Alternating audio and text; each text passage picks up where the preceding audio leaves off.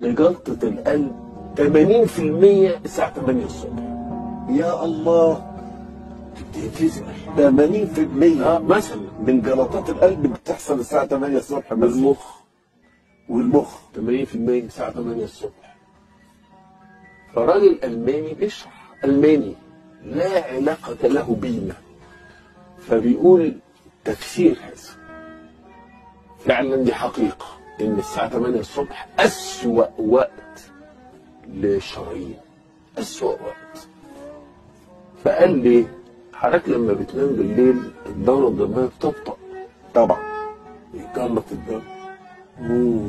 كيف تحافظ عليه؟ انك تضيق الشرايين، الدم يفضل ماشي بدل ما يمشي في حته واسعه ضيق يمشي باقوى.